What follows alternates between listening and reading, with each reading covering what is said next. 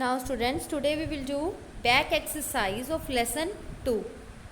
So first MCQs ने first one है in the beginning शुरुआती दौरान है ना शुरुआत विच द अर्ली ह्यूमनस वर जो प्राचीन मनुੱਖਾਂ दौर ਸੀ है ना उदों जो प्राचीन मनुੱਖ सन वो की सन फूड प्रोड्यूसर्स भोजन का उत्पादन करने वाले है ना या फूड गैदरर्स एंड हंटर्स भोजन को इकट्ठा करने वाले या फिर शिकारी वो सन एंड सी है हंटर्स कि सिर्फ शिकारी सन तुसी दसना अपने आप असी लैसन रीड किया होया उसके बेसिस पे है अपनी बैक एक्सरसाइज सो तुसी अपने आप करके मैनू दसनी है।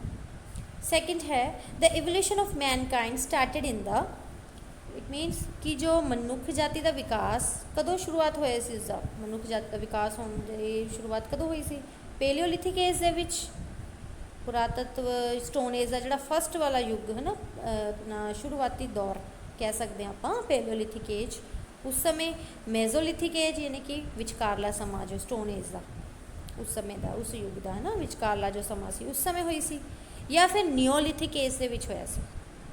ठीक है ये तुसीं दसना है कदों स्टार्ट होया सी एवोल्यूशन मैनकाइंड मनुੱਖ जाति का विकास। सो नैक्सट है fill in the blanks. First है the Mesolithic age started around जो मेजोलिथिक है यानी कि मध्यकालीन युग है स्टोन एज का वो स्टार्टेड अराउंड लगभग कदों शुरुआत हुई सी उसकी किस समय तुसीं समा दसना है। Second one dash is the final phase of the ice age so तुसीं दसना है कि जो बर्फीले युग का जो अखीरला युग कह सकते हैं पड़ाव है ना वो केड़ा सी फाइनल फेज केड़ा सी बर्फीले युग का कदों अंत हो रहा सी है ना बर्फ का भी ठंडा जो समा सी वो खत्म हो रहा सी एकदम मौसम के विच बदलाव आ रहा सी वो केड़ा समा सी।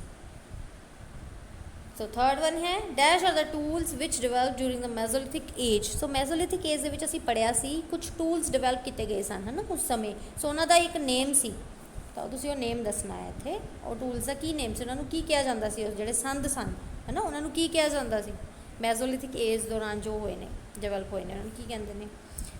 Fourth one pressure flaking is method of dash so pressure flaking असी पढ़िया सी मैथड पढ़िया सी टू मैथड्स पढ़े सी तो उन्होंने एक प्रैशर फ्लेकिंग सी दबाव पा के बाहर कड्ढण दा है ना हिस्सों नूं सो किहड़ा जो मैथड सीगा वो किस दा मैथड सी किस चीज़ का मैथड सी किस चीज़ नूं बनाउण वाला मैथड सी किसी चीज़ नूं या कोई होर चीज़ तो तुसीं दसना।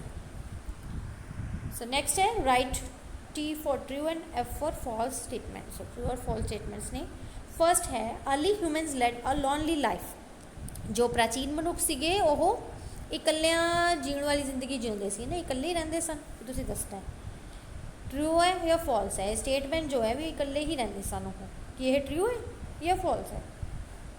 Second the stone age is also known as modern age जिहड़ी स्टोन एज है पत्थर युग उसनूं मॉडर्न एज भी कहा जाता है ट्रू और फॉल्स दसो इन्होंने तो स्टेटमेंट लिखती कि जो स्टोन एज है उसनूं मॉडर्न एज भी कहा जाता है सो तुसीं लैसन रीड किया है तुहानूं पता लग जाएगा। Third one evolution of Mankind जो मनुੱਖ जाति का विकास की शुरुआत कदों होया सी ये कहते हैं कि it started in the Mesolithic age कि मेजोलिथिक एज दे विच एवोल्यूशन जो मनुੱਖ जाति का विकास है एवोल्यूशन का विकास वो उसकी शुरुआत हुई सी ये सही है ये तुसीं दसना है। Fourth last one stone on stone is a method of tool making so they are saying कि जो स्टोन ऑन स्टोन पत्थर ते पत्थर जो है ये एक संद बनाउण दा मैथड है कि ये संद बनाउण दी प्रक्रिया है स्टोन ऑन स्टोन जो है तो दसना है। सो नेक्स्ट है answer the following multiple choice questions MCQs ने फिर दोबारा तो so first one is early humans वोर जिहड़े प्राचीन मनुੱਖ सीगे वो की पाउंदे सन वूल पशम नूं पाउंदे सी सिल्क रेशम नूं पाउंदे सन या फिर एनीमल स्किन या फिर जानवरां दी चमड़ी नूं पाउंदे सन दसो। Second one paleolithic mesolithic and neolithic periods are classifications of the dash है ना केड़ी एज मॉडर्न एज या क्लासिफिकेशंस ने पेलियोलिथिक मेजोलिथिक और नियोलिथिक पीरियड है ना या फिर स्टोन एज या टाइप्स ने और या फिर मेडिवल एज या टाइप्स। ठीक है तुसीं अपने आप दसना है। Now we have short answer type questions. So first question is, what is the upper Paleolithic age? So upper Paleolithic यानी कि Paleolithic ਦਾ जो लास्ट वाला पड़ाव सी, ਇਸ ਨੂੰ Paleolithic age ਨੂੰ ਆਪਾਂ ਪਹਿਲਾਂ ਯਾਦ ਕਰੀਏ ਕਿ ਅਸੀਂ ਪੜ੍ਹਿਆ ਸੀ ਕਿ 3 ਪਾਰਟਸ ਦੇ ਵਿੱਚ ਇਸ ਨੂੰ ਡਿਵਾਈਡ ਕੀਤਾ ਗਿਆ ਸੀਗਾ। ਸੋ ਉਸਦੇ ਜੋ ਅੱਪਰ Paleolithic age ਨਾ ਉੱਤਲਾ ਪੁਰਾਤਤਵ ਯੁੱਗ, उसके बारे से गल करांगे। सो आंसर है it is a final phase of the ice age. So सब तो पहला असीं एवें स्टार्टिंग करांगे आंसर दी कि यह जो है बर्फ के युग का अंतिम पड़ाव है ना। बर्फ का युग Paleolithic एज जो स्टोन एज का सब तो स्टार्टिंग वाला जो समा सी उदों बर्फीला युग उसनूं कहा जाता सी। उस दौर में बहुत ठंड सी, उस समय बहुत कोल्ड, बिल्कुल गर्मी नहीं सी। सो इस करके आप कहांगे कि ठंड इसका समा सी। तो जो Paleolithic का ही जो आखिरी पड़ाव यानी कि अपर Paleolithic की गल चल रही है थे, तो इसमें असीं लिखांगे कि फाइनल फेस यानी कि अंतिम पड़ाव है आइस एज का। It ends just at the onset of agriculture. So असीं ये भी लिखांगे कि यह युग केवल खेतीबाड़ी की शुरुआत से खत्म होता है। इसका मतलब ये है कि पुरातत्व उत्तला पुरातत्व जो असीं पढ़ रहे हैं अपर Paleolithic एज तो बाद जो समा आया उस तो बाद एग्रीकल्चर जो है खेतीबाड़ी का विकास होने लग गया। ठीक है, during this age so upper Paleolithic age के टाइम इस समय दौरान क्लाइमेट चेंज ड्रामेटिकली। सो आप क्या कह सकते कि इस अवस्था दौरान मौसम के नाटकी ढंग नाल तब्दीली आई। Human started using blades and burins as tools. So इस समय दौरान जो मनुख ने उन्होंने ब्लेड यानी कि पत्तियाँ यूज़ करनियाँ शुरू कर दियाँ। जो पत्तियाँ सी ब्लेड्स उन्होंने पत्तियाँ कहा जाता है, पत्थर दियाँ बनिया होंदियां सन, तिखियां तिखियां नोकीलियां पत्तियाँ। सो वो यूज़ करनियाँ शुरू कर दित्तियां। एंड बुरिन्स होंदे है अपने तांबे ते खुदाई करने वाले औजार होंदे ने। सो वो भी पत्थर दे ही बने हुए सी। तो वो टूल्स जिहड़े संद ने इस तरह के संद वरतने शुरू हो गए सन इस समय दौरान। Now next question second, name the animals. So उन्होंने जानवरों के नाम दसो that are found in the early rock paintings. जो पुराने समय की जो रॉक पेंटिंग्स है ना उसके उत्ते सानू मिले ने। चट्टाना दियाँ पेंटिंग्स जी चट्टाना के उत्ते पेंटिंग्स असी पढ़िया सी, उस उत्ते कुछ पेंटिंग्स सानू मिलियां सी वेखण नूं। सो असी वो दसनी है कि किस किस चीज़ दी पेंटिंग सानू देखण नूं मिलियां उस विच। Now answer is running wild horses है ना, दौड़ते हुए जड़े जंगली घोड़े, कॉमा बाइसन्स होंदे है जंगली सांड उन्होंने कहा जाता है। जोड़े जंगली सांड होंदे ने ना उन्होंने कहते हैं बाइसन्स। बियर्स रिच हो गए भालू, स्टैग्स होंदे है barasingha. And hertz of other animals ते दूसरे जानवरों का जोड़ा झुंड है ना। तो इस सब की असी की वेखीए rock paintings. Now third question, write a short note on the Paleolithic age. So पुरातत्व युग स्टोन एज का जोड़ा पहला शुरुआती पड़ाव उसके उत्ते असी नोट लिखना है Paleolithic एज के उत्ते। Now answer is it is said that the evolution of man started in this age. So ये मन्निया जाता है कि मनुख जाति का विकास इस अरसे विच शुरू होया। So it lasted from 500,000 BCE to 10,000 BCE। सो लगभग 500,000 BCE तो शुरू होया ते 10,000 BCE के लगभग खत्म होया ना इस दे विचकार दा समा। So it is divided into lower middle and upper Paleolithic ages. So अगे ये 3 होर पड़ावां दे विच इसनूं वंडिया गया है ना। सो किहड़े-किहड़े ने lower Paleolithic age, middle Paleolithic age and upper Paleolithic ages. So ये 3 हो गए। सो ये 3 युगां दे विच इसनूं अगों इसनूं वंडिया गया है। वो असीं पढ़िया सी किस दे आधार ते वंडिया गया सी, तां जो मौसम दे विच ते पत्थर दे संद बनाए हुए उन्हां विच जो तब्दीलियां आईयां उस दे आधार ते इन्हां नूं 3 हिस्सियां विच 3 दे विच वंडिया गया सी पार्ट्स दे विच Paleolithic एज नूं। Now next question fourth question, write about any one technique of tool making. So असी एक तकनीक है ना, संद बनाने की एक तकनीक बारे दसना है, किसी एक तकनीक बारे लिखना है। So answer 4, stone on stone is a technique of tool making. So पत्थर ते पत्थर एक तकनीक है, संद बनाने की एक तकनीक है। One stone is hit with another stone, एक पत्थर नूं दूसरे पत्थर दे उत्ते मारिया जाता है। To strike off flakes from the stone till the required shape and size were obtain, है ना। सो उसनों पत्थर दे नाल टकराया जाता है तां जो भी शक्ल है, तो जो लोड़ींदी शक्ल ते आकार उस दे विच जद तक नहीं आ जाता, जो सन टूल असी बना रहे हाँ उसकी आकार या शक्ल और रूप नहीं बन जाता, उदों तक पत्थर ते पत्थर नूं मारिया जाता है, टकराया जाता है पत्थर दे नाल पत्थर नूं। सो ये है stone on stone technique. Now next is long answer type questions. So first question है, how did early humans make use of stones during the prehistoric period. कहते कि किमें जो अर्ली ह्यूमन्स मनुख जो सन, प्राचीन मनुख सन, वो पत्थरां नूं वरतदे सन प्री हिस्टोरिक पीरियड दौरान, है ना, यानी कि पूर्व इतिहास युग दौरान वो किस तरह पत्थर नूं वरतदे सन, उस तरह उन्होंने पत्थर नूं वरत के की मतलब उस दे नाल की काम किते, किस तरह, जिस तरह असीं पढ़िया कि औजार बनाए गए पत्थर दे, बड़ा कुछ बनया। सो असीं दसांगे भी किवें कीता उन्होंने सब। So answer, humans defended themselves against all types of wild animals. So कहते कि ह्यूमन्स डिफेंडेड दैमसेल्व्स, उन्होंने अपने आप को डिफेंड किया ना, अपनी रक्षा करने वास्ते सारिਆਂ ਦੀ against all types of wild animals, तो जिन्ने भी जंगली जानवर ने उन्होंने तो बचाने लिए या उन्होंने तो अपनी रक्षा करने लिए उन्होंने अपने आप को बचाना चाहया।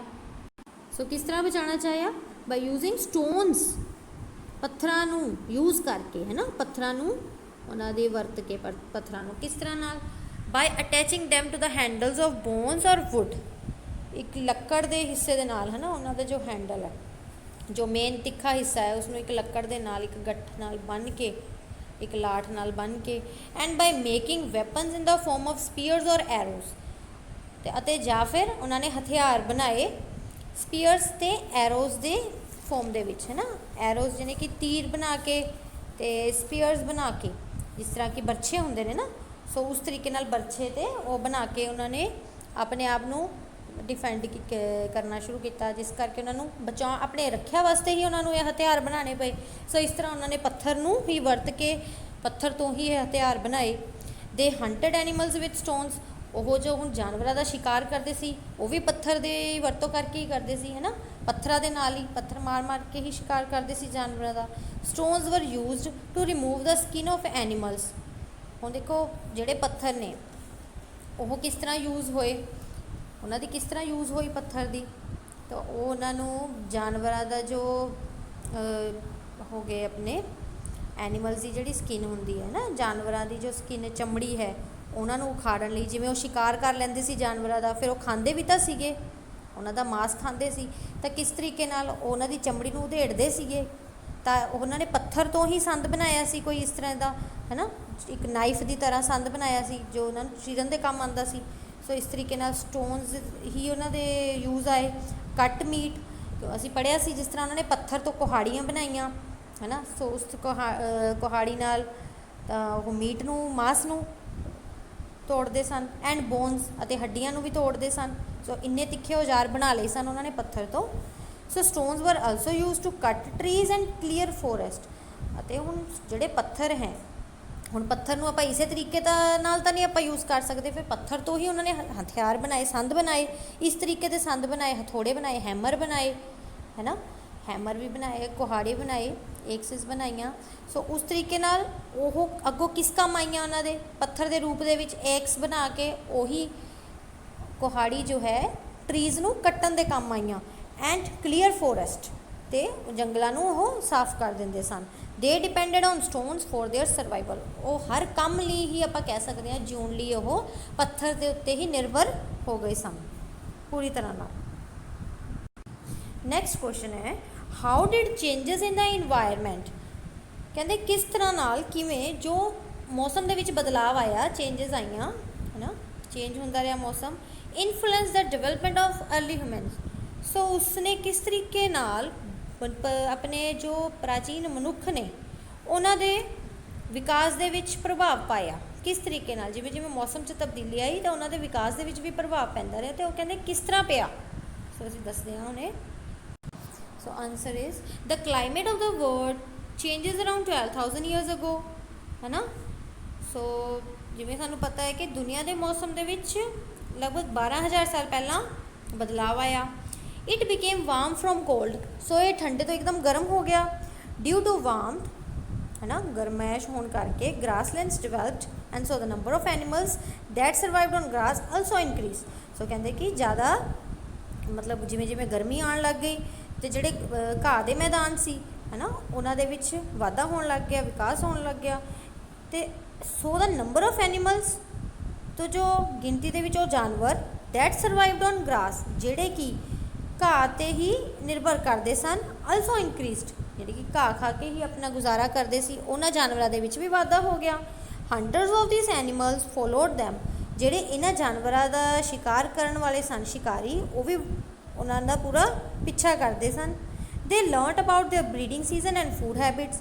ਸੋ ਉਹਨਾਂ ਨੇ ਉਹਨਾਂ ਦੇ ਆਪਣੇ ਪ੍ਰਜਨਨ ਦੇ, ਉਹਨਾਂ ਦੇ ਖਾਣ ਪੀਣ ਦੀਆਂ ਆਦਤਾਂ ਬਾਰੇ ਸਿੱਖਿਆ, ਹੈ ਨਾ। ਸੋ ਇਸ ਤਰੀਕੇ ਨਾਲ ਸਲੋਲੀ ਹੌਲੀ ਹੌਲੀ human started thinking about animal ਰੀਅਰਿੰਗ।